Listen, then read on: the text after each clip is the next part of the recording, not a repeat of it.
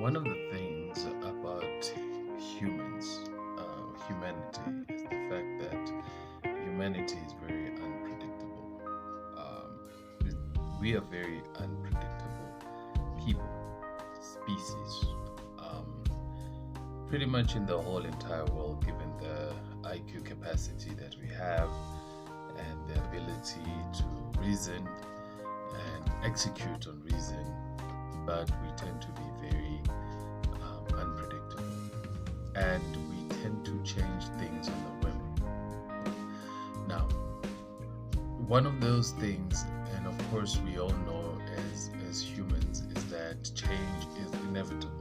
We all have to change. You cannot avoid change. Change is part of life.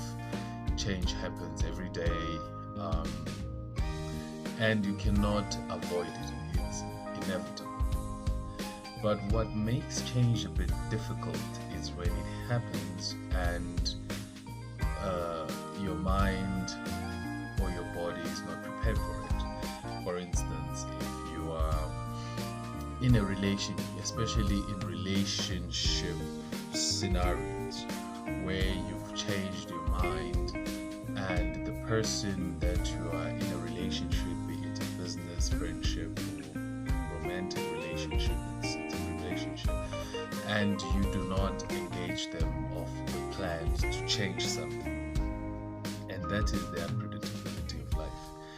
One person can wake up in the morning and decide they don't want to be friends anymore. One partner can wake up and decide that they don't like you anymore. And I know I've heard it several times, especially concerning women. They said, oh, women, before they leave, they check out once, you know. And so when they leave, the other party is always devastated because they have to now backtrack everything to figure it out where it went wrong. Because change is very difficult, especially if you are not party to the decisions. And I think that's what makes it makes life so interesting, but also makes it so difficult. It's that you're living in a world where you have to deal with humans who can change things. They can flip the script on you without knowing change, you know. And you know, the devastating part of that is that the other party that was not privy to the decisions of change is that it leaves you with a poor self-esteem, because now you have to backtrack everything. You have to revisit all conversation. You have to revisit all the memories, all the things that were happening, and you have to now question if that experience was real or was it fake. You have to question all the conversations that that person told you. Was it a lie? Was it true?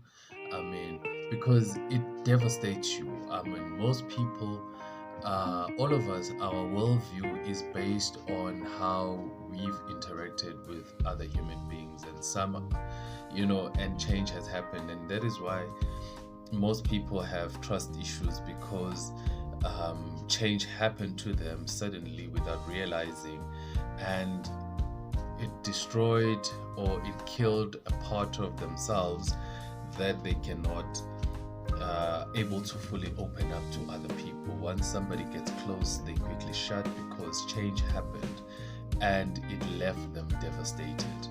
And that's part of life, you know. And the people who could give you answers, usually, especially people who change, usually they will not offer you any explanation, because one, they don't know, some they don't care, and they don't care about your well-being. So you have to now piece your life together and try to figure it out, and you end up making excuses for the people who've changed on you, because you are trying to make sense of what has happened.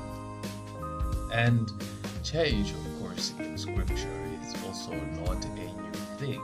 Change happens all the time when you read scripture, from Genesis all the way to Revelation. Change is part of the biblical narrative. But there's one particular text that I love. It's Malachi I, the Lord, do not change. And that is why you sons of Jacob are not consumed. Now, I love the consumed part and God not changing. It is not to say that God is stagnant, God is old-fashioned, God is unable to move. It's not that. God is saying, I will not change to the promises that I've made you since I have called you mine. I will stand by it. I would stand to all the promises. I will keep all the promises that I've made to you. I will not change in that aspect. All the agreements that I know, the plans that I have for you, the Lord will watch over you. All those, God says, I don't change. I don't change those things. But in the changing world, as you're growing, I will grow with you. I would walk with you. But if any time I do change, I will change with you. You'll be aware of the change. So when God says I do not change, it has nothing to do with him being old-fashioned, old school, that he cannot relate. He says I can relate to you with ease, without any problems.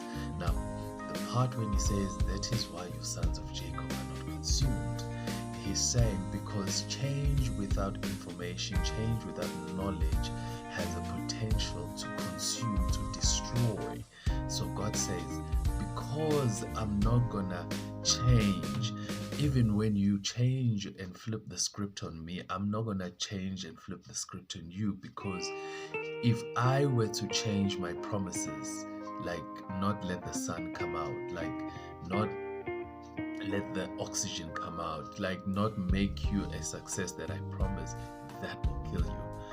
So what God is basically telling us is that if when humanity has the potential to change on you, flip on you, betray you, do all those things, God says, I'm not going to do that, because that will consume you. The mere fact that you're still alive, it is because God has stayed the same to the promises that he has made you, that he will not change. You can still remind him, you can still call upon those promises, and he hasn't changed.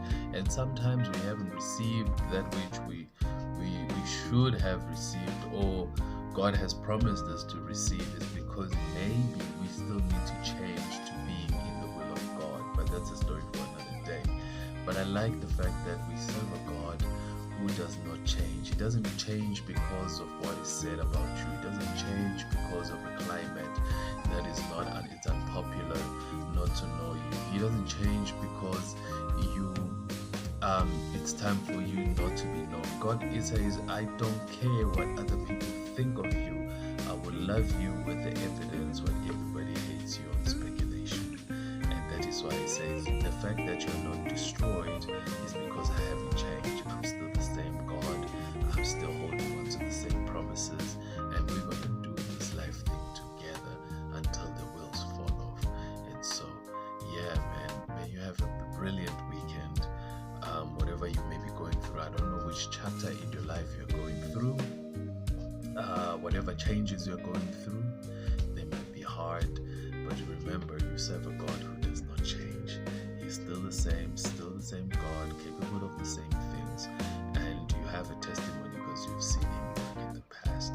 So may you have a lovely weekend. May God bless you, God keep you, may he make his face to shine upon you.